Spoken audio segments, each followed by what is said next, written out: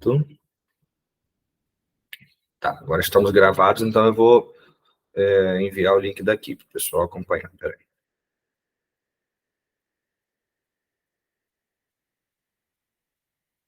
Depois, de repente, eu troco o link que fica na nossa descrição, pessoal, porque senão outras pessoas vão ter acesso.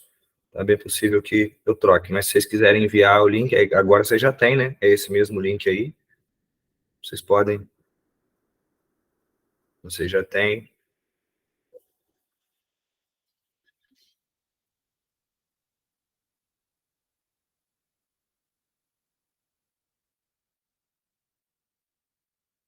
Agora vai dar certo, porque a gravação aqui continua. Não sei por que não fez a transmissão hoje. Eu fiz isso na semana passada com outro seminário, deu certo. Hoje está dando errado, não sei por quê. Vamos lá. Então, outras pessoas vão entrando aqui. Não vou parar para dar boa noite a todo mundo, senão a gente não vai dar conta de fazer nada aqui hoje, né? Bem, então, hoje a gente vai começar a nossa exposição dos textos, né? Semana passada, o nosso encontro foi basicamente para a apresentação de cada um de nós, né? Cada um apresentou também suas expectativas. Hoje, finalmente, a gente começa a trabalhar, né? Se colocar em trabalho.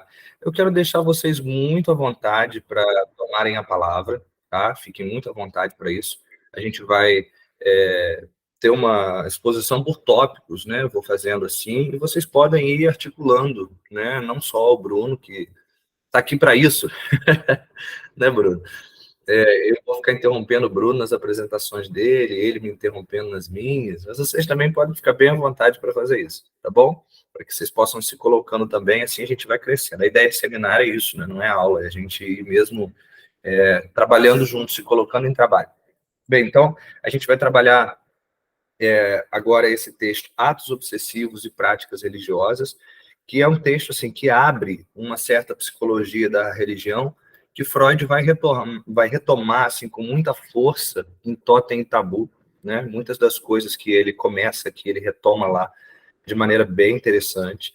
Em outros textos também, vocês vão ver a coisa se articulando, assim, é bem legal, né?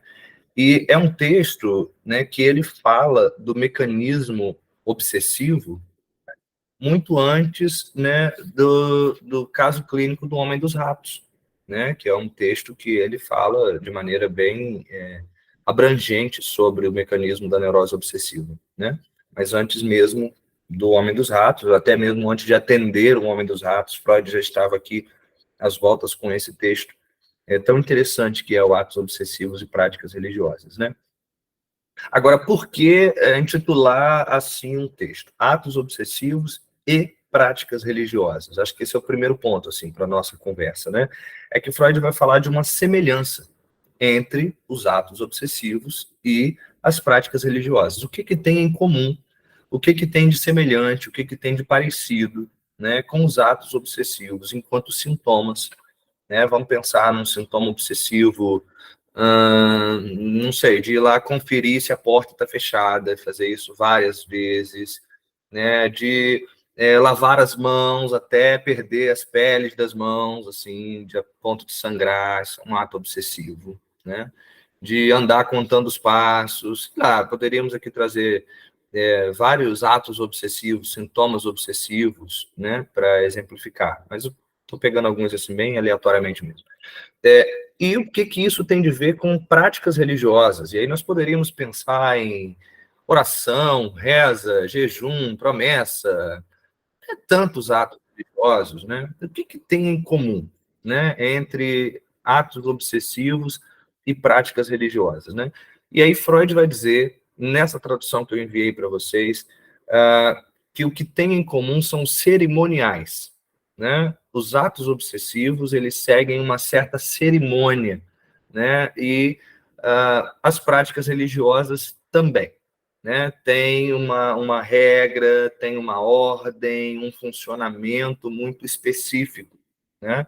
Eu gosto de pensar nisso que está aí traduzido como cerimoniais por rituais. Eu particularmente gosto de pensar assim, porque me parecem que são rituais obsessivos, né? Bem como rituais religiosos. Acho que seria assim, não sei se uma tradução, mas uma palavra adequada para o que a gente usa, né? Mais comumente. É um termo mais usual, né? Dizer assim, atos obsessivos que são feitos em rituais obsessivos, né? A gente tem essa coisa de primeiro tem que fazer assim, para depois fazer assado, e depois daquele jeito. A gente estabelece uma ordem, uma organização, uma coisa, por vezes, muito metódica, né, nos atos obsessivos.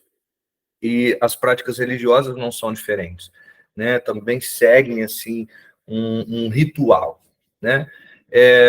E tem uma coisa muito interessante que o Freud vai trazer, é que nesse ritual, nesse cerimonial, né, em ambos, tanto o obsessivo como o religioso, nós temos uma coisa que é o seguinte: olha, não pode falhar.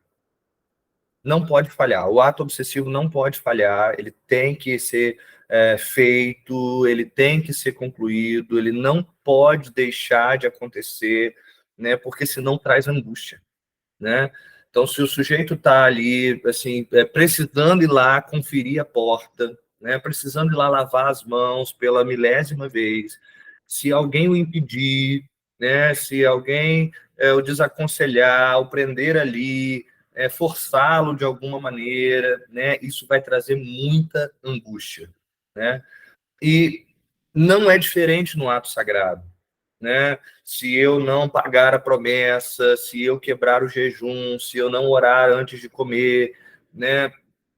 Tem alguma coisa aí de uma angústia, né? Que já assemelha um pouco mais os atos obsessivos às práticas religiosas, não só, né, na cerimônia em si, no ritual em si mesmo, né? Mas há algo em comum muito importante que é a angústia, né? E aí a gente já tem que começar a pensar, né, nesse nosso diálogo aqui proposto por esse seminário, Psicanálise e Religião, que isso está na clínica, né? Isso chega aos consultórios, né, dos psicanalistas, essa questão tão forte, tão presente e tão angustiante, que é, olha, se eu não fizer isso, eu fico muito mal, né? Isso me atravessa e me atravessa muito e tal.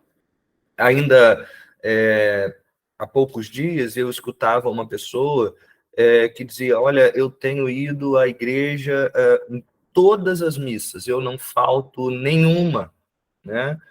E eu disse: ah, que legal, né? E ela disse: não está legal. Isso já virou para mim uma questão de análise, porque o problema não é o quanto é legal quando eu vou, o problema é o quanto eu me angustio quando eu não vou. Olha, e ela disse: eu passo a ir como uma obrigação, uma coisa que me corrói. Se eu não for, isso me traz muita angústia, né? Ela me deu um prato cheio para exemplificar esse ponto, né, do texto do Freud que a gente já estava para trabalhar, que eu já tinha até lido antes de escutá-la, né? Lido de novo, né, para o seminário, né? E pensando exatamente nisso, né? Olha ali um ato sagrado que não pode deixar de ser feito, porque a angústia invade o sujeito, né? E o Freud, ele fala disso no texto de uma maneira bem interessante. Mas ele vai propor uma certa distinção também, né? Quando ele está aí fazendo as aproximações do ato obsessivo com a prática religiosa, ele também vai provocar algum afastamento, e ele começa pela seguinte via: olha, o que tem de diferente aí é que há um caráter privado no ritual do neurótico, né? No ritual obsessivo. Tem algo que é muito privado, enquanto as práticas religiosas têm um caráter comunitário. Essa coisa de que, olha, fulano tem que orar antes de fazer uma refeição, né? Isso, diferente da prática neurótica, obsessiva, individual, é uma coisa compartilhada, né? Há um grupo, né, que compartilha dessa necessidade, né, e que se angustia, talvez, né, se não fizer, né? Então ele vai dizer assim: olha, sob esse aspecto, a neurose obsessiva parece uma caricatura, ao mesmo tempo cômica e triste, de uma religião particular. essa colocação do Freud me faz lembrar, inclusive, um filme que um casal de amigos me indicou há um tempo atrás para que eu visse com a minha esposa. Eles acharam um filme muito engraçado. O filme se chama Toque Toque. Não sei se algum de vocês aqui já assistiu, mas faz referência ao transtorno obsessivo compulsivo, né? Esse nome toque aí, o toque-toque mesmo, essa coisa, né, bem obsessiva, né? E eles acharam assim um filme muito engraçado, porque o filme retrata uma série na falta de uma palavra melhor, de desordens psíquicas, vamos colocar assim, né? Pessoas com diferentes transtornos, síndromes e patologias, como queiram. E eles acharam o filme realmente muito engraçado e recomendaram para que a gente visse. Olha, o filme é muito bom, muito engraçado. E eu assisti o filme todo assim, ó. Eu olhava para o filme assim, sem acreditar no que eu estava vendo, né? E aí depois eles perguntaram, e aí, você gostou do filme? Eu falei assim, não. Não, e não por quê? Porque, assim, é exatamente isso que o Freud está colocando, né? É um caráter cômico, mas um caráter trágico, triste, né? Triste de ver aquele sofrimento posto naquele sintoma. O filme é um filme de comédia, ele objetiva trazer de maneira bem humorada, né? A coisa assim, especialmente da neurose obsessiva, né? Mais de outras questões também, né?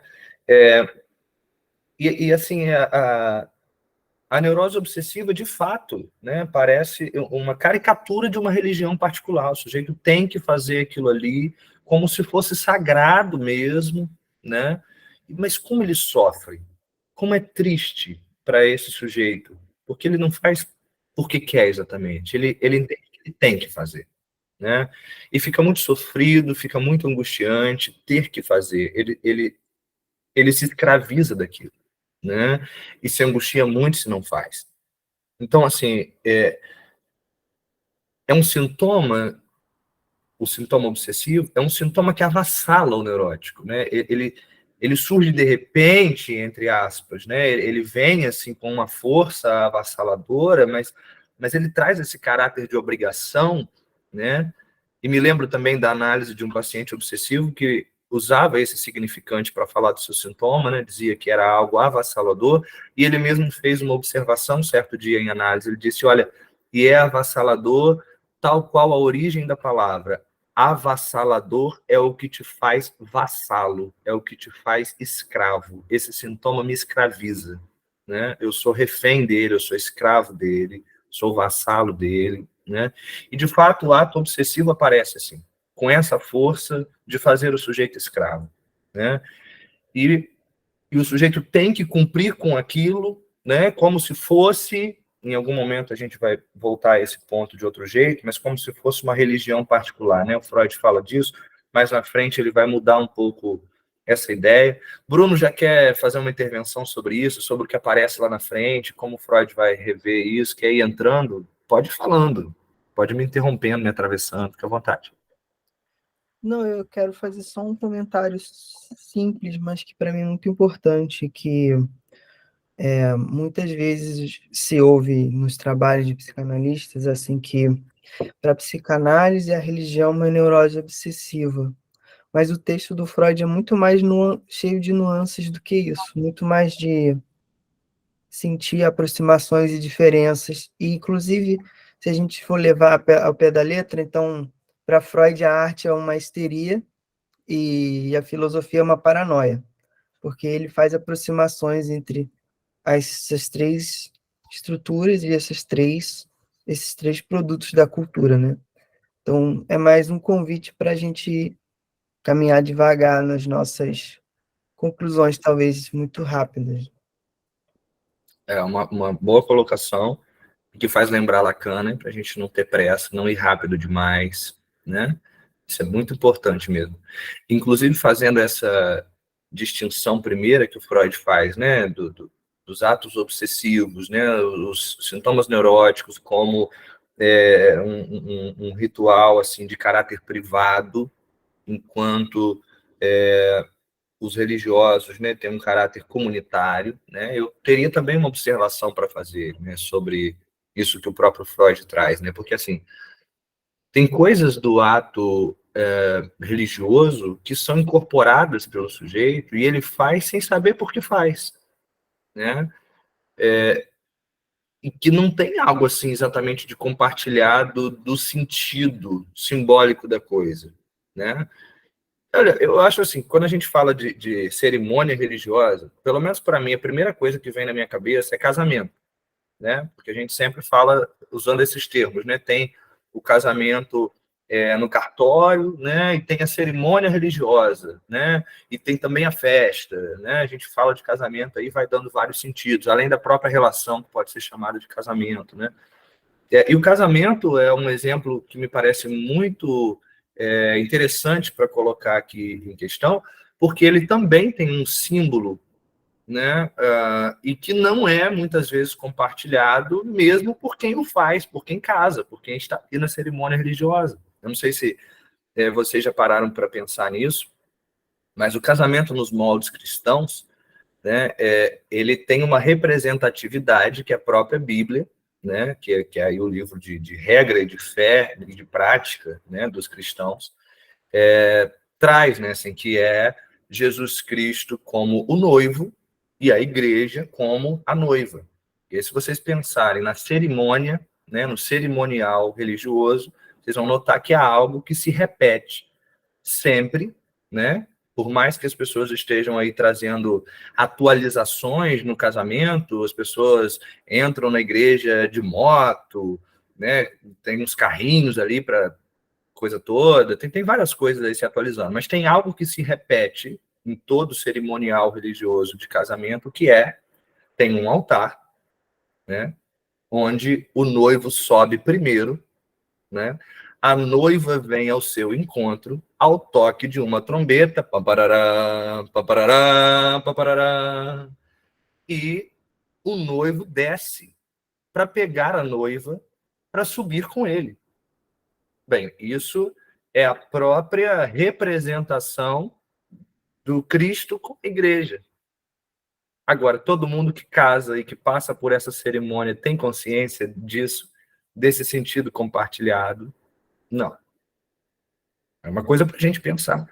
Se de fato toda prática de cerimonial religioso é uma prática que tem um sentido assim compartilhado, né? Me parece que não vai muito por aí, né? Qual é o sentido do casamento? Será que todos que casam sabem? Eu acho que não. Qual é o sentido do terço? Todo mundo sabe? Eu acho que não, né? Qual o sentido de jejuar, de pagar uma promessa, de rezar uma Ave Maria, tantas outras coisas que a gente poderia colocar aqui como práticas religiosas? As pessoas sabem, acho que não, né? E, pelo contrário, o que se torna um ato obsessivo, neurótico, né, o obsessivo por excelência, que está posto assim pelo Freud, né, como um caráter privado, muitas vezes é compartilhado. Muitas vezes o sintoma de um corresponde ao sintoma de outro, né? De outro da mesma família, né? De outro de quem se cola o sintoma, né? Ainda por esses dias também eu ouvi exatamente um caso assim, né? De uma pessoa que cola o sintoma da outra por identificação, né? É algo que não é tão individual assim, né? Que pode ser compartilhado. Bem, mas avançando um pouco mais aqui nos tópicos que separei, o ritual como um ato de defesa ou segurança. É um ponto que o Freud traz no texto. Aliás, eu mandei o texto no grupo. Quem ainda não leu o texto, não conhece, especialmente as pessoas que estão convidadas para participar da sessão aberta de hoje, mas que não são inscritas nesse seminário. Então, o texto está lá, vocês podem ter acesso. É um texto pequenininho, o PDF tem 8 páginas, mas ainda tem ali no final algumas referências, no início tem contextualização. O texto é pequeno e muito gostoso de ser lido. Então, um dos pontos, né, que o Freud traz no texto é o ritual como um ato de defesa ou de segurança, uma medida protetora, né? E a minha pergunta, a partir do texto, uma pergunta assim que fiz a mim mesmo, que trago para vocês, para a gente pensar junto, né? Será que isso é só para um desses rituais, só para o obsessivo ou só para o religioso, né? Ou isso é compartilhado, isso é para ambos também, né? Porque, e se eu não orar? O que vai acontecer? né? Então, me parece que tem alguma coisa dessa medida protetora. Eu preciso fazer, porque e se eu não cumprir a promessa? Né? Eu fiz uma promessa, mas e se eu não cumprir, o que pode acontecer? Né? Algumas pessoas caminham com mais facilidade e flexibilidade diante dessas questões assim religiosas que estão postas, né? Outras nem tanto, né? Outras são extremamente, né, assim, avassaladas, né, por isso, né, como eu dizia antes, né? E aí a leitura do ato, né, do ritual ato, né, que serve como defesa, como segurança, como medida protetora, tem muito de ver com uma coisa que o Freud traz um pouquinho mais adiante no texto. Ele vai dizer assim, ó, os atos cerimoniais e obsessivos surgem em parte como uma proteção contra a tentação e em parte como proteção contra o mal esperado. Isso é muito interessante. Freud está falando aqui sobre a pulsão que é recalcada e que tende, né, tem a tendência de retornar, né, o que a gente conhece, né, na psicanálise como retorno do recalcado. Talvez fique assim complexo para alguém que é de outra área. Daniel perguntou o que eu respondi, né? É exatamente isso, Daniel. Se esse mal é o recalcado, é isso. Talvez para alguém que ainda não foi introduzido na psicanálise, né, fica um pouquinho mais complexo quando a gente fala de pulsão, e de pulsão recalcada, já que recalque no senso comum é outra coisa, né, beijinho no ombro, recalque passa longe, mas vamos entender aqui pulsão como... Eu vou reduzir muito para falar isso, né, mas vamos entender como impulso. Impulso é só uma parte da pulsão, né, mas vamos entender assim, como um impulso que há em cada um de nós. Para aqueles que estão vindo do âmbito religioso, né, já que a gente tem pessoas aqui que vêm da psicanálise, outros da religião, vamos pensar a pulsão também, assim, vamos ampliar um pouquinho, para além do impulso. A pulsão como a concupiscência, né, como essa paixão da carne de cada um de nós, né, buscando uma satisfação que é proibida, que é pecaminosa, que é da ordem da iniquidade, enfim, vamos pensar assim. Veja, isso está em nós, né? A pulsão é humana, né? E o que Freud vai dizer é exatamente que não temos instinto como os animais, né? Mas temos pulsões que são errantes por natureza, né? Que buscam objetos dos mais diversos para satisfação, né? Silvia fez um comentário aqui, eu vou ler. Acredito que os rituais religiosos são carregados de símbolos, e símbolos são polissêmicos, e assim cada um sente e vive o ritual de forma individualizada numa prática comunitária religiosa. Muito bacana, Silvia. Boa questão aqui que você traz. Podem abrir o microfone e me interromper, gente, quantas vezes quiserem, tá? Eu trouxe aqui uma exposição do texto, mas eu não faço questão de terminá-la, assim. Posso abrir, a gente vai discutindo, e na semana que vem a gente continua o mesmo texto, a gente não tem pressa, assim, né? Vamos juntos. O que importa é o que vai surgindo da nossa discussão, que vai frutificando, tá bom? Então, eu dizia antes que a pulsão, né, tem de ver com essa coisa que está em cada um de nós, né, esse impulso na busca de uma satisfação, né, corpórea por excelência, né, e nós tendemos, né, a suprimir, para explicar um pouco o que seria o recalque de maneira bem simplista também, a suprimir essas ideias ditas proibidas, né? A gente fica naquilo, em tudo que é bom, nisso pensai, né? Então, o que não é bom a gente tenta não pensar, e em parte sabendo, em parte não sabendo, eu diria que de forma pré-consciente, a gente, né, elimina essas ideias assim que poderiam nos trazer satisfação, mas que são proibidas, são imorais, são ilegais, são pecado. Então a gente tenta, né, tirar isso na nossa luta interna e cotidiana, né? Como diria o Erasmo, será que tudo que eu gosto é ilegal, é imoral ou engorda? E a gente só quer isso, né? Mas a gente tenta tirar, então a gente tenta recalcar, para usar aqui o termo freudiano correto, né?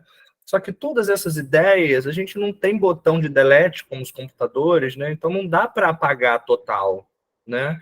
Essas ideias vão para algum lugar, né? E o inconsciente, em Freud, a princípio, é exatamente isso, o depósito do recalcado.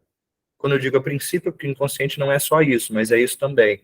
É um lugar onde ficam as ideias que foram recalcadas. Então, elas tendem a voltar no que o Freud chama de moções de desejo. Moções são movimentos, né? O desejo vem daí do inconsciente e vem se agarrando a novos objetos para satisfazer aquelas mesmas ideias, o que Freud chama de representantes ideativos da pulsão. São esses que são recalcados, né?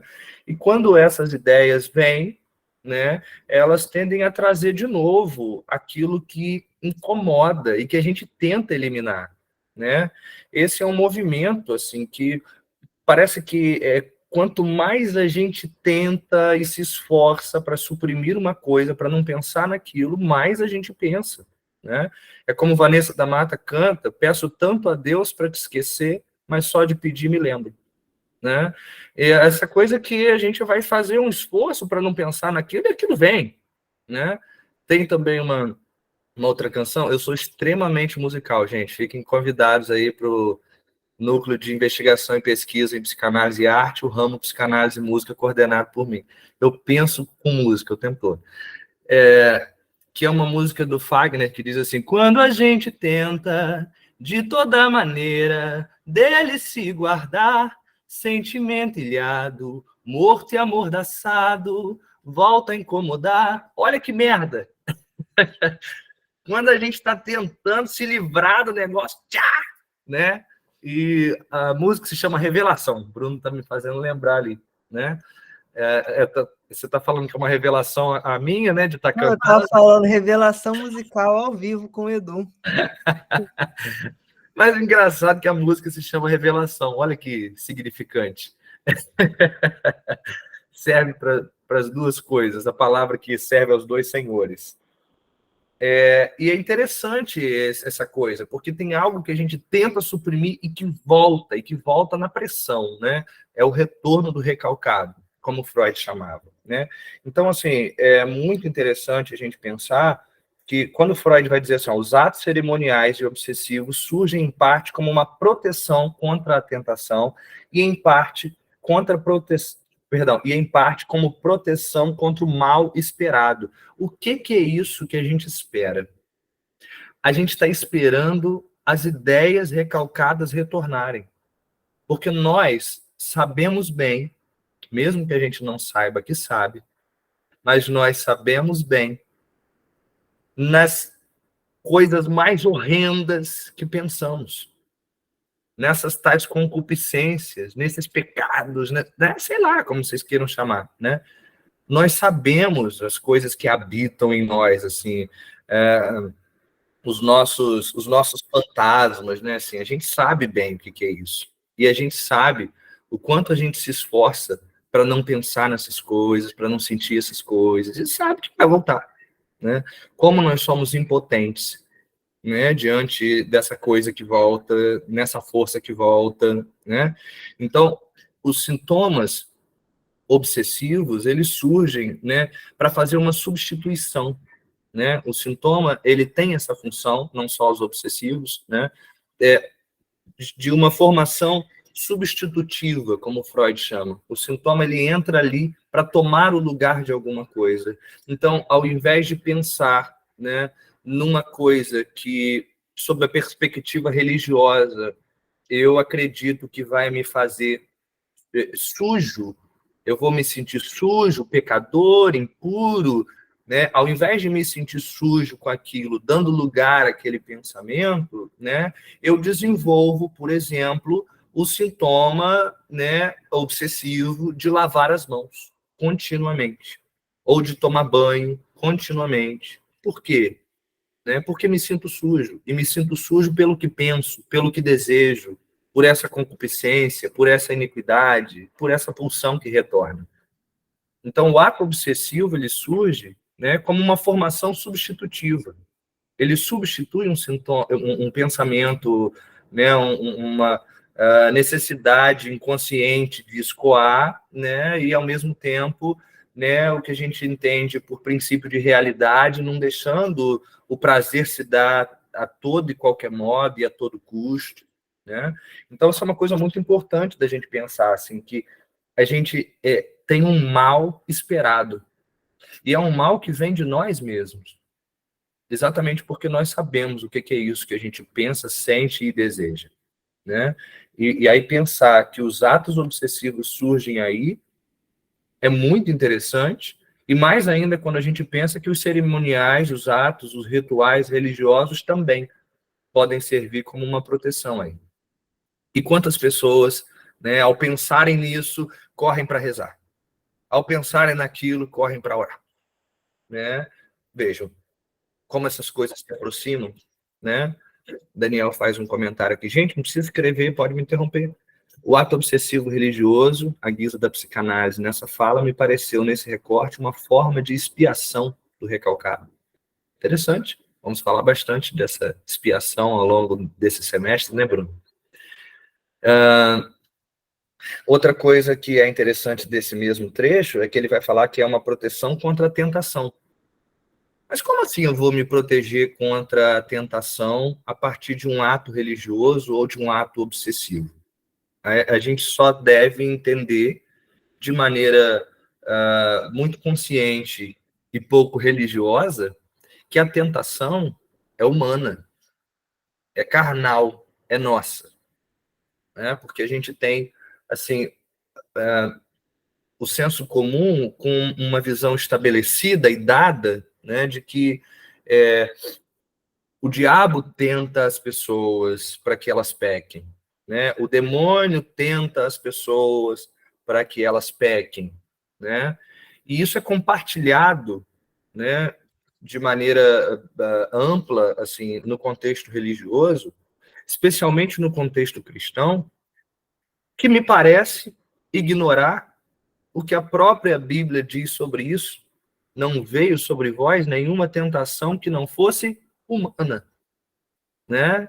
E aí o texto vai continuar dizendo algo como: e fiel é o Senhor, que juntamente da tentação dá também o escape. Se eu tiver errado, alguém me corrige. Eu não sou bom de memória para decorar versículos assim. Já não basta as músicas que ocupam minha mente. Então, vejam, a gente, com essa perspectiva, né, que eu digo que deve ser consciente e pouco religiosa, e eu não estou dizendo pouco religiosa no sentido de que não tem entrada na religião, mas é porque a Bíblia diz exatamente que é humano, que é carnal, que a tentação é uma coisa de você para você, é a sua carne, não é o diabo, não é um espírito externo, né? Mas é você, né? E aí eu já estou fazendo de algum modo assim uma distinção do que seja a religião e uma prática embasada, né, na própria religião, e uma certa religiosidade que justifica pensamentos e comportamentos, né, e que isso não é compartilhado assim pelo sentido estrito da coisa. Mas vou franquear a palavra aqui. Diga, Estela.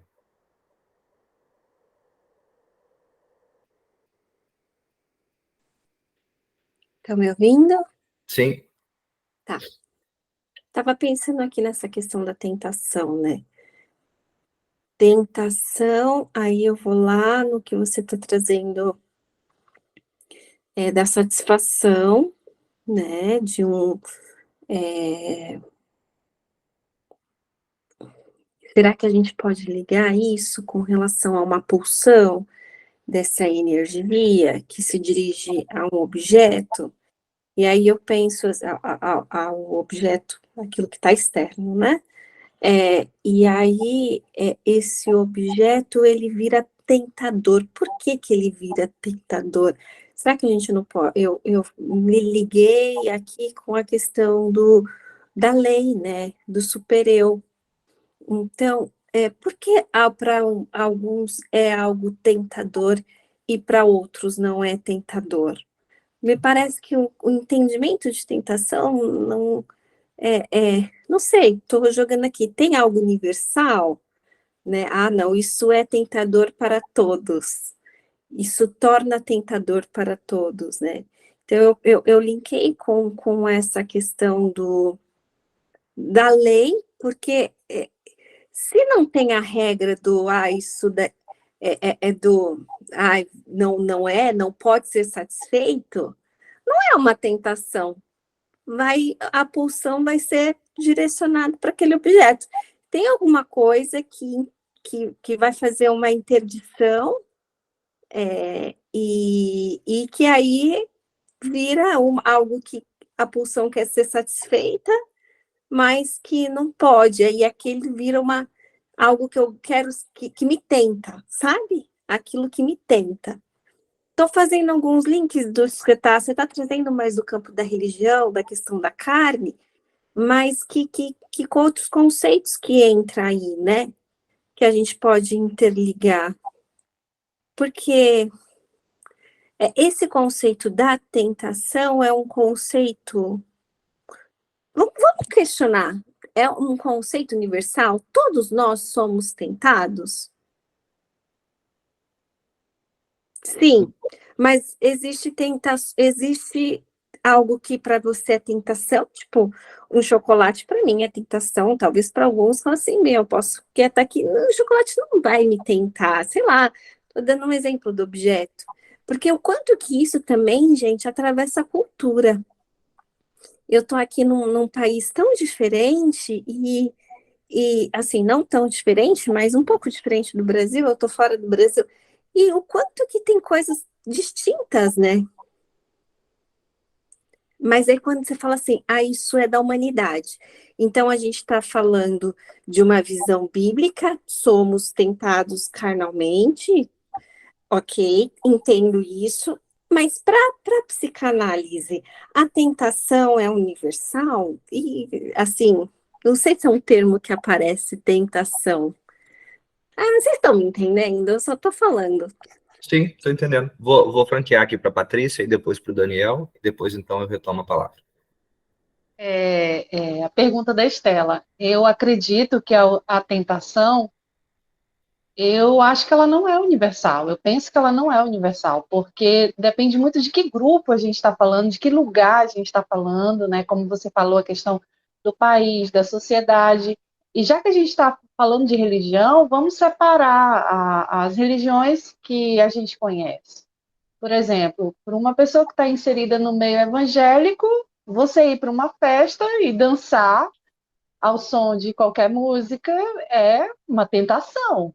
Já para o pessoal do catolicismo, religiões de matrizes africanas, isso tá tudo ok, não tem nada de errado com isso, entendeu? Você fazer isso. Então, o conceito de tentação, eu acho que universalmente ele só se assemelha em coisas que a própria lei tratam, como, por exemplo, matar, roubar, mentir, né? Que são coisas que eu acho que em qualquer lugar do mundo a gente fizer, dependendo dos motivos que você fizer, é crime e é tentado.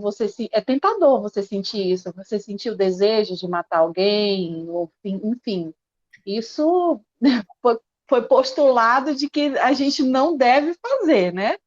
Então, eu acredito que não é universal. Vai depender muito dos grupos. E o Eduardo falou no início da fala dele sobre texto, totem e tabu, né? No semestre passado, a gente estudou esse texto num outro grupo de estudo, e isso fica muito claro, né? Esses grupos, os subgrupos, como isso funciona, o totem que cada um tem, né? Então, é muito singular. Muito bom, Patrícia, obrigado. Fala, Daniel.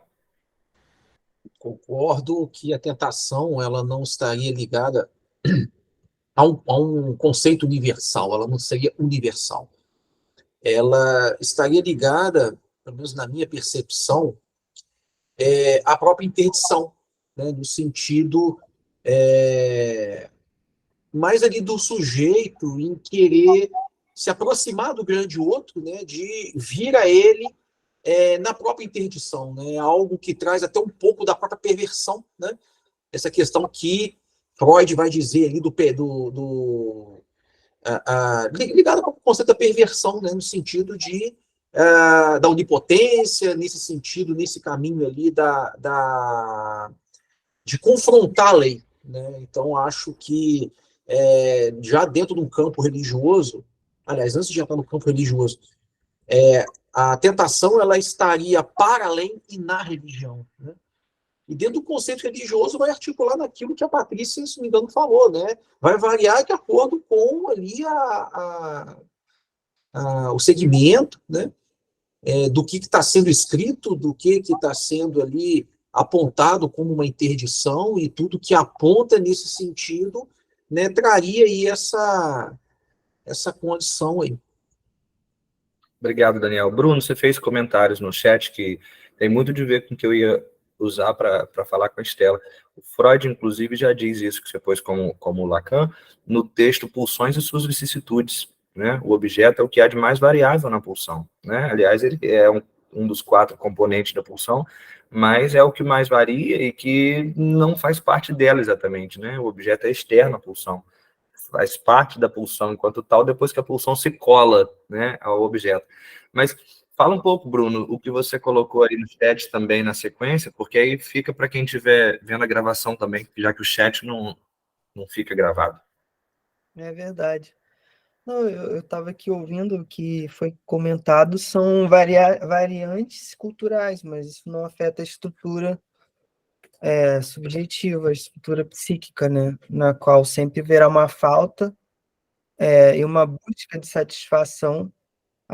O objeto vai mudar, né, indefinidamente, mas que sempre o sujeito vai estar barrado é algo que o Freud descobriu no particular, estendeu para o universal, né? E que a cada caso clínico se coloca à prova, né? Sempre haverá alguma coisa que é interdita, né? O Lévi-Strauss ampliou muito esses estudos e o Lacan aproveitou, né, com o estruturalismo para mostrar que ainda que sejam variantes culturais, mas sempre tem algo interditado e um desejo que se mobiliza, uma falta, né? Muito bom. Pedro está fazendo um comentário aqui também, ó. Em algumas religiões não existe o pecado, tentação, e sim o karma, a repetição. Margarete está dizendo, no rito religioso, o ponto mais alto da tentação é Cristo tentado e pede, Pai, afasta de mim esse cálice. Ok, muito bom.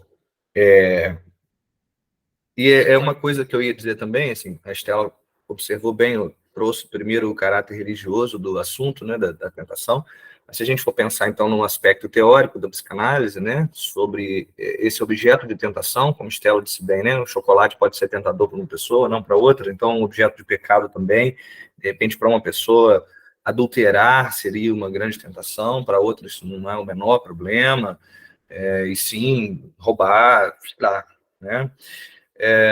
Primeiro, é importante a gente pensar que o conceito de pecado, numa perspectiva judaico-cristã, o pecado é a transgressão da lei. Então, é isso, tem que ter uma lei para que seja pecado, né? E aí é um objeto de pecado. Mas se não tem lei, então não é pecado. Então, a tentação perde seu valor, né, de tentação enquanto ato problema, né, da religião, né? Porque aí, veja, se não tem lei, então, mesmo que seja tentador, né, o chocolate não vai ser pecado, porque não tem uma lei contra isso. Então, não tem pecado, não tem lei, não tem pecado. Outra coisa que eu ia dizer, então, trazendo já para a questão mais conceitual psicanalítica, a primeira é o que o Bruno já adiantou, né, a pulsão é o que há de mais, o objeto é o que há de mais variável na pulsão. Pode ser qualquer coisa, né? Só que outra coisa que eu ia dizer, que também é da teoria freudiana da pulsão, o objeto se oferece para a pulsão. A pulsão é o que há de universal. Todos nós temos algo dessa concupiscência, desse impulso em direção a algo, mas algo o quê?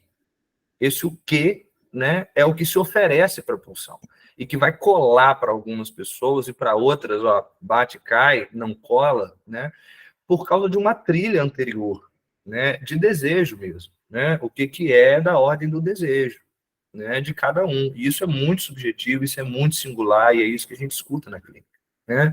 Natan fez aqui um comentário.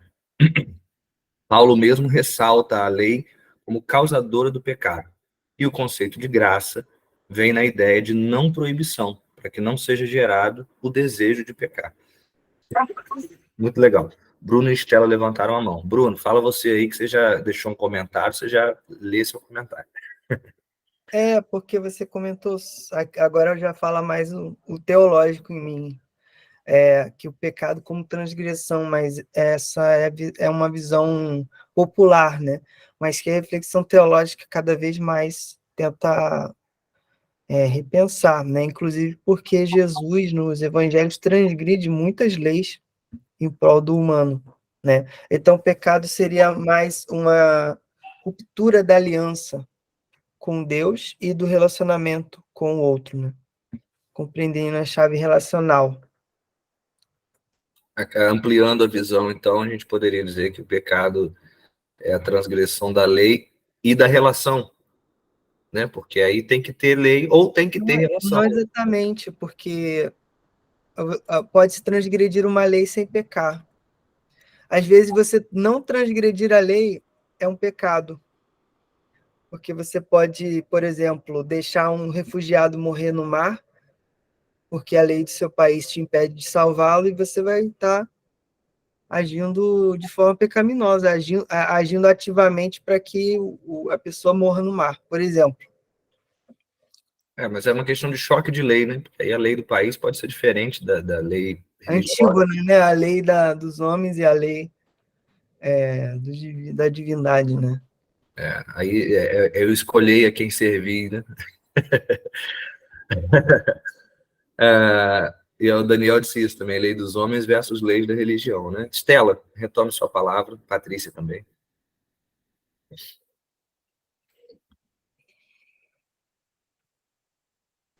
Gente, eu me perdi, eu fui caminhando com vocês, esqueci que eu ia falar. Pode seguir. Não tem problema. Patrícia? O que o Bruno falou, né? A questão é que a própria Bíblia, ela deixa para gente, né? Quando ocorre esse conflito, religião, das leis, né? Lei de Deus versus a lei dos homens.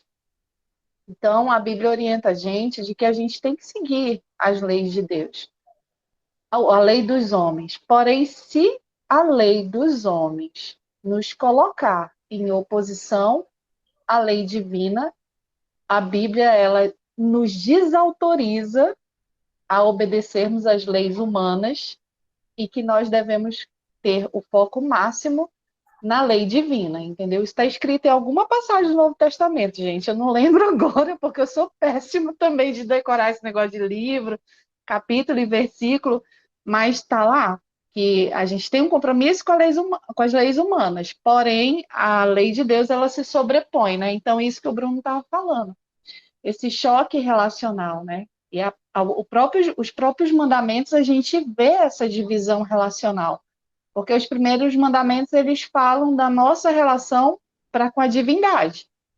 E os outros mandamentos é a nossa relação social, né, com o nosso próximo. Então, eu concordo muito com o que ele falou, assim, que é muito mais, o sentido de pecado é muito mais relacional do que, diria agora, legal no sentido de lei mesmo. Fala aí, Bruno, o que você disse aí, pode falar que aí fica registrado no vídeo. Eu coloquei, porque quem comentou aqui foi o Natan Rocha. Paulo mesmo ressalta a lei como causadora do pecado. O conceito de graça vem na ideia de não proibição, para que não seja gerado o desejo de pecar. Paulo levanta muitas discussões, né, acaloradas entre os teólogos. Entre os psicanalistas, tem um livrinho do Alain de Gevalle, um psicanalista francês, falecido alguns anos atrás, né, que me inspira bastante, e a obra dele, né? Esse livro chama Invocações, Dionísio, Moisés, São Paulo e Freud. É muito instigante, pode ler sem tentar entender tudo, é musical. O DJ vai muito musical, como foi dito. E ele tem uma peça também, Pedro discutindo com Paulo. O Jean-Michel Vives trouxe para mim, eu vou procurar o nome, é alguma coisa sobre o supereu.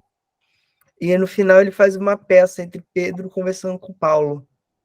Enfim, queria... Aí a Silvia colocou, a Bíblia usa uma linguagem metafórica. Assim, há inúmeras interpretações. Acho o problema ler a Bíblia de forma literal. De fato, existem muitos. Não existe uma única leitura da Bíblia, aliás, no documento da interpretação da Bíblia na igreja, na Igreja Católica de Rito Romano, né? É muito bom esse documento. Até no cartel que a gente começou, eu sugeri a leitura da partezinha sobre a interpretação psicanalítica da Bíblia. Esse aqui. Interpretação da Bíblia na igreja. Está na internet, né? E tem uma partezinha sobre leituras psicológicas e psicanalíticas, que vale a pena. E no final, o único, dentre vários métodos, né? Eles dizem que tem possibilidades e limites, seja sociológica, várias. E aí, no final, a única que é totalmente reprovada é a fundamentalista, que pretende esgotar, né? Meu professor de várias disciplinas bíblicas, o Heitor, citou uma vez, não sei se era São Jerônimo, acho que era, a Bíblia como uma fonte inesgotável, na qual alguém sempre pode beber. Então, isso impede totalmente uma leitura única, não tem uma leitura fechada, né? Das passagens. Enfim, já falei muito. De maneira lacaniana, eu diria que a Bíblia é cheia de significantes, né? Pode ser uma coisa, que também pode ser outra, né? Pode trazer ali uma questão que na mesma palavra traz outra, tem muita coisa para escutar ali, né? Bem, eu vou prosseguir um pouquinho mais, assim, para a gente caminhar para o fim. O texto é pequeno, mas a gente pode, né, no começo do próximo encontro, trazer algumas outras questões a respeito. Eu disse também no início, né, a Patrícia estava lembrando que na contextualização eu falei do totem tabu, também falei que o mecanismo obsessivo é explorado nesse texto muito antes da exploração que o Freud vai fazer anos mais tarde, né, com o caso do Homem dos Ratos, né? E ele vai dizer que o deslocamento é um mecanismo que domina o funcionamento da neurose obsessiva, né? Não sei se todos conhecem, né, o mecanismo de deslocamento, mas fiquei pensando assim, como a questão, assim, para o sujeito se desloca para um sintoma obsessivo, né? A questão ali da tentação ou do mal esperado. E aí, quando eu estava respondendo a Estela, eu ia dizer isso também, que você perguntou, Estela, se aparece nos termos psicanalíticos, né, questão tentação, o trecho do Freud, de onde eu tirei essa exposição, diz exatamente assim: os atos cerimoniais e obsessivos surgem em parte como uma proteção contra a tentação e em parte como proteção contra o mal esperado. E é interessante como é isso, né? Essa coisa do mal esperado, essa ideia que vai voltar, porque a gente tenta se livrar dela, mas ela insiste, é essa coisa tentadora em cada um de nós e que é variável, para cada um é uma coisa, isso que há de tentador, né? E é interessante como nas ideias obsessivas isso vai deslocando de uma coisa para outra, para outra, para outra, né? E que os sintomas obsessivos também deslocam e mudam, né? O sujeito pode ter um sintoma obsessivo por muitos anos, mas depois ter outro que nada tem de ver com aquele, né? Nathan diz, uma observação interessante: os países que colocaram a lei seca em vigor tiveram um aumento do consumo de álcool durante o período. Interessante o fato do proibido ser tentador. O Freud diz isso também, né? Ele diz que quanto mais leis, mais nos sentimos tentados a infringi-las. Exatamente, é a marca da proibição. Como isso é comum nos adolescentes, né? Essa tentativa, né, de infração da lei, né? Hoje se usa muito esse termo, né, do adolescente infrator, né? Silvia está lá cantando a música Tentação, do Hit. Procura a letra aí, Silvia. Cola pra gente no chat pra gente ver. Fala, Daniel. Esse mal, Eduardo, ele seria consciente ou inconsciente? Seria nas duas ordens, ligados à tentação? Como é que seria? Muito boa a sua questão. Como tem de ver com o retorno do recalcado, a gente tem que pensar, o recalcado está no inconsciente, mas quando ele retorna exatamente para a consciência, né? Para o consciente, nesse caso, né? Para o sistema pré-consciente / consciente. O Freud prefere separar assim. Então, em parte inconsciente, em parte não. Que em parte a gente sabe do que a gente está fugindo, né? É quando eu trago essa canção, né? Quando a gente tenta dele se guardar o sentimento ilhado, morto e amordaçado, ou seja, está totalmente inconsciente, volta a incomodar. É claro que nos termos psicanalíticos não seria um sentimento, seria uma ideia, né? Mas a ideia, ela volta sempre carregada do afeto, ainda que no momento do recalque a ideia vá para um lugar e o afeto para o outro. São diferentes os destinos do representante ideativo e os destinos do afeto, né? Mas é muito boa a questão que você traz. Bem, e aí o Freud vai trazer, né, a neurose como uma religiosidade individual e a religião como uma neurose obsessiva universal. O Bruno fez uma boa observação sobre isso antes, mas que a gente precisa considerá-la, né? Vou até te pedir, Bruno, depois se você puder retomar isso no início do próximo encontro, né, trazendo como é que o Freud vê isso depois, né, que parece que vai passando por uma metamorfose aqui também. Mas eu não podia deixar de destacar, porque a parte importante é nesse texto que essa ideia aparece primeiro, né? Mas ele está trazendo muito isso da religião como uma neurose obsessiva universal, no sentido das renúncias às pulsões, né? Como é que a gente coletivamente combina de renunciar às pulsões? Porque a neurose obsessiva tem muito isso, né? De renunciar às pulsões. Não só obsessiva, a neurose é exatamente a marca da renúncia, né? Enquanto a gente pensa assim, em outros modos de estar no mundo, para não chamar de estrutura, que é uma ideia que o Lacan traz, depois tira, enfim. Mas vamos chamar de estrutura só para facilitar a coisa. Enquanto na neurose a gente vê essa marca da renúncia, em outras estruturas a gente vê a marca da satisfação, né? O princípio do prazer ali atuante, muito mais, assim, mais intenso e tal. E a neurose como essa coisa de, olha, eu vou entrar aí na civilização, e para isso eu sei que eu vou ter que deixar meus desejos de fora, mas tudo bem, eu deixo, eu vou entrar assim mesmo, né? O que não acontece em outras ditas estruturas, né? Então, uma neurose obsessiva universal, por quê? Né? Porque na religião a gente combina de deixar de fora as pulsões. A gente escolhe, né? A Patrícia colocou no meio evangélico, e eu faria uma observação, Patrícia, que em algumas denominações evangélicas, em algumas congregações, igrejas e tal, né? E não todas, mas em algumas, né? Ouvir uma música secular e dançá-la é um problema, para outras não. A gente pode ver, por exemplo, a denominação batista se dividir muito em relação a isso. Para algumas igrejas batistas, ok, você ouvir música secular, para outras não, né? Mesmo dentro de uma mesma denominação tem essa possibilidade de variação, né? E aí como é que isso fica, né?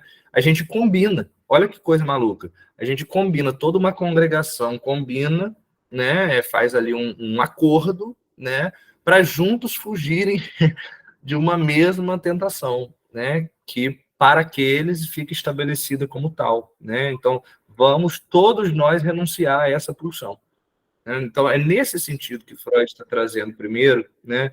Que a religião, ela é uma neurose obsessiva universal. É nesse sentido mesmo de um grupo renunciar junto às pulsões, né? Entrar em acordo para renunciar a determinadas pulsões, né? E aí a gente tem que pensar que a renúncia das pulsões é a base da civilização.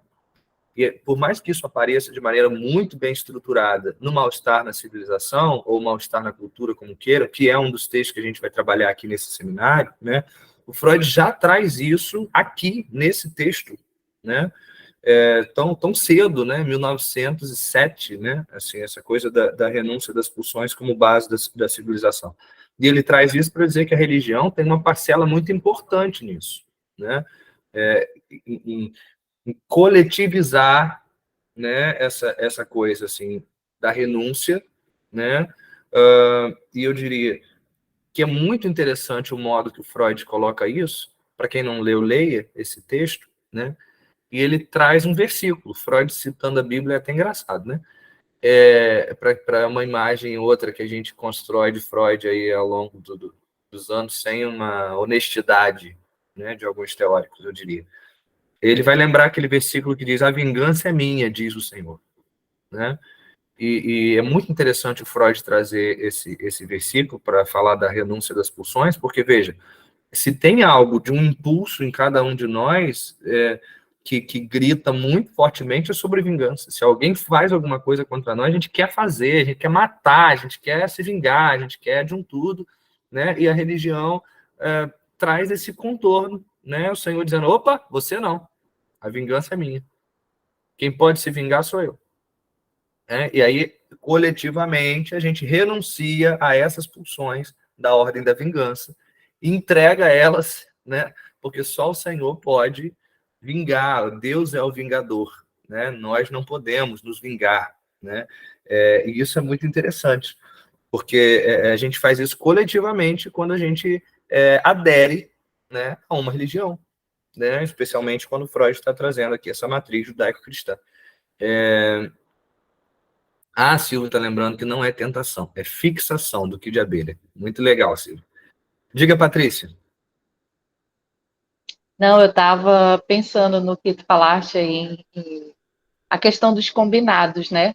Muitas vezes esses combinados dessas regrinhas em vários segmentos da religião, muitas vezes eles são bem estabelecidos e outras vezes eles são muito, assim, subentendidos. Eles ficam implícitos, né? Eu estou dizendo isso porque outro dia eu estava conversando com uma moça bem jovem que há pouco tempo entrou na nossa igreja e ela veio aqui em casa inquieta porque algumas pessoas mais velhas da igreja tinham falado com ela e os jovens da minha igreja gostam muito de vir aqui em casa porque eles me acham mais acessível, assim, na linguagem, no jeito de lidar. E ela falou assim para mim, tia Patrícia, ninguém tinha me dito isso não estava escrito em lugar nenhum. Aí eu falei para ela, minha filha, fica meio implícito. Essas regras subentendidas a gente vai aprendendo com o tempo. Então você está nesse tempo. Aí ela falou assim: nossa, que louco isso, eu não sabia que tinha isso. Então, tem muitas religiões que têm essas regrinhas implícitas que a gente falou, a gente estava falando da música, né, de dançar. De fato, tem muitos segmento evangélico que isso é 100% permitido e está tudo bem, ninguém tem nada de errado com isso. Mas tem outros que não se posicionam claramente sobre isso, porém, se você fizer, nossa, você é barrado. Tem uma coisa que o Lacan fazia muito em seus seminários, e é ele quem propõe o modelo do seminário, então eu sempre gosto de trazer isso, que é desafiar alguém a trazer alguma coisa assim, para o próximo encontro. O Lacan sempre fazia isso, né? Eu acho bem interessante. A partir da sua fala, Patrícia, do que a gente está discutindo, eu acho que é muito importante a gente estabelecer uma diferença entre doutrina e usos e costumes. Acho que são coisas bem diversas. Alguém se propõe a trazer essa distinção no próximo encontro? Alguém poderia estudar, pesquisar e trazer a diferença entre doutrina e usos e costumes? Carmen? Não, na verdade, eu queria falar sobre outra coisa. Eu queria aproveitar a oportunidade, né, que você falou sobre o Freud, sobre ele colocar, né, de repente, sobre a religião em si. Eu sempre fiquei pensando muito sobre isso, né, porque ele era judeu, né, e a gente não vê muito ele colocar a religião, né, nas obras e tudo mais. E eu achei, e fica muito implícito ali, guardado, né. Eu sempre fiquei muito curiosa a respeito disso, né, mesmo a respeito dos sonhos, porque os judeus, eles eram ali praticamente, aprendi ali, né? Assim, a gente vê vários versículos e livros da Bíblia em que tem uma interpretação muito forte, né? E praticamente a gente não vê isso, né? Essa parte, assim, né? Da religião em si, né? Nos sonhos também. E eu sempre fiquei muito assim, pensando sobre isso. E eu acho nesse tema que você trouxe sobre a religião, muito interessante. Obrigado, Carmen. Tem muita coisa do Freud aí sobre religião para a gente ver ainda. Tem uma lista de textos aí que a gente vai trabalhar, que ele toca nessas questões. E, para além de Freud, também muitas outras articulações aí, psicanálise e religião. Vamos caminhando. Mas e aí, gente, alguém pode trazer a distinção que eu estou aqui provocando? Nádia?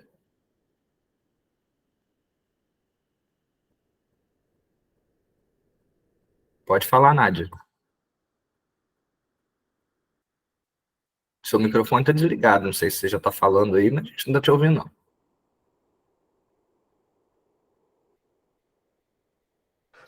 Bem, enquanto isso eu falo um pouquinho, Edu. Vai?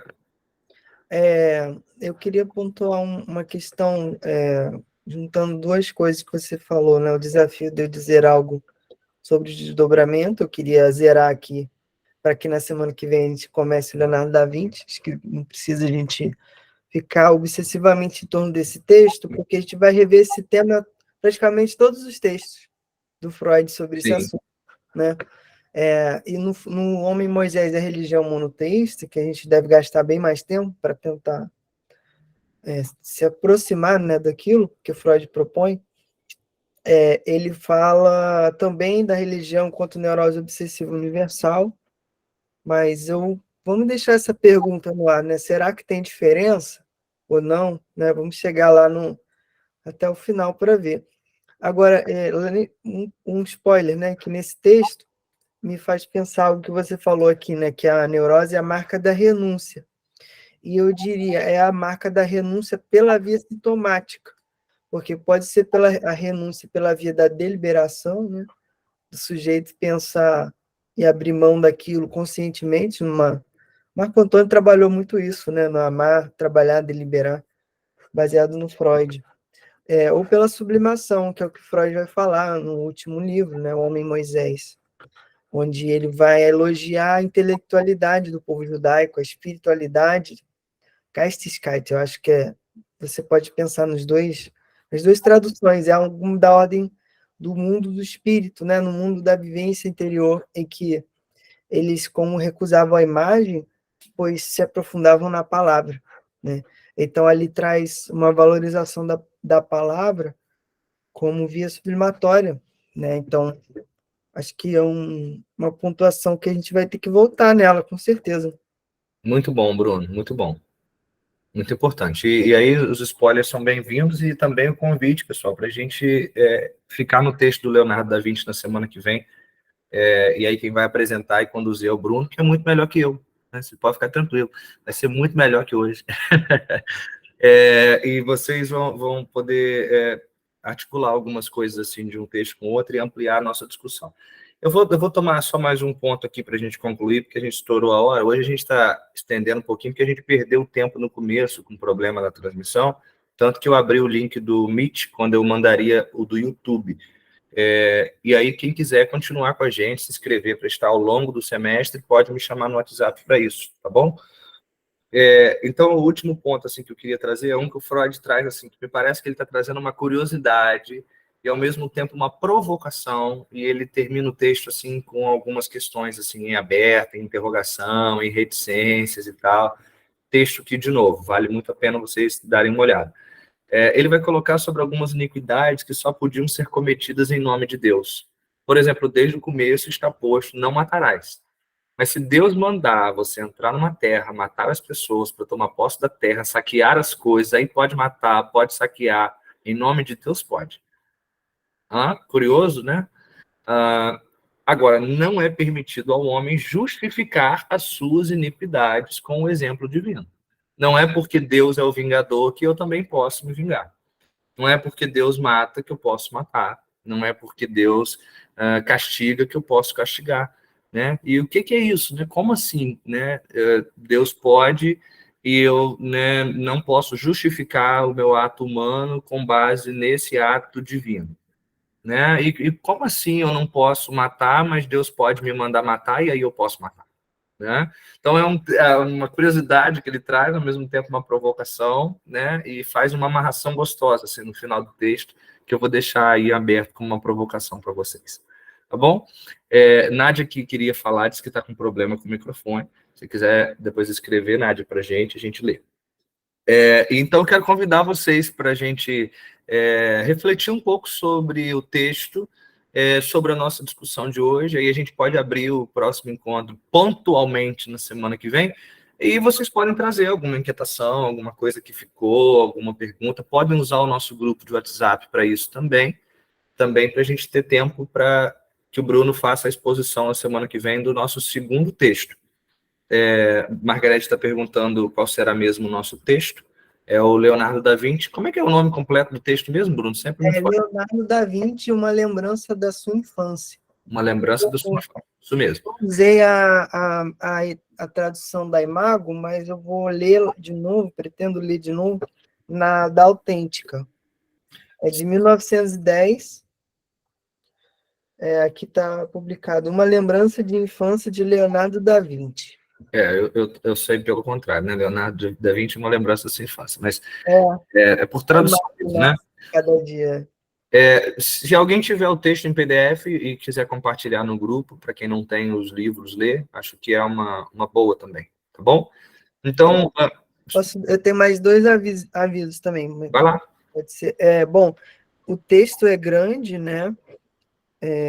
Eu espero que possam ler, mas eu sei que a vida é muito complicada. Então, talvez vocês queiram focar mais Eu tenho que ver aqui qual é a parte que ele fala sobre Cristo. Eu vou encontrar e vou mandar para aqueles que têm um tempo menor.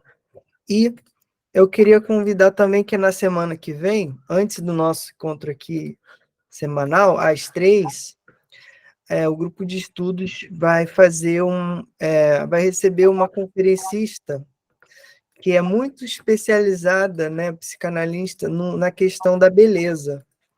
E ela vai falar para a gente sobre corporeidade, ascese e busca pela beleza. Joana Novaes. Recomendo muito, ela tem obras muito interessantes. Por exemplo, como é que é? O insustentável peso da feiura, por exemplo. Então, a gente vai se reunir às 15 e depois aqui às 5h30. Fica aberto, né, o convite para quem quiser. Você pode mandar o link lá também, Bruno, para a gente? Posso. No grupo, e aí de lá eu coloco no grupo indicações e trocas também, para quem está vindo hoje a convite. E, pessoal, quem gostou do encontro e quiser ver Dá um like, se inscreve no canal. As criancinhas de 4 anos, minha prima. Oi, dá um like, se inscreve no canal. O que eu ia dizer não era isso. O que eu ia dizer é quem gostou está convidado para a semana que vem. Será mais uma sessão aberta, o Bruno apresentando Leonardo da Vinci, uma lembrança da sua infância. E no semestre inteiro a gente vai estar aqui trabalhando psicanálise e religião. Quem quiser se inscrever, pode me chamar no privado e seguir com a gente. Aí a gente tem um grupo exclusivo no WhatsApp do Psicanálise e Religião, onde a gente vai fazendo as nossas trocas. Serão todos bem-vindos. Então, até semana que vem. Beijo para quem é de beijo, abraço para quem é de abraço. Até lá.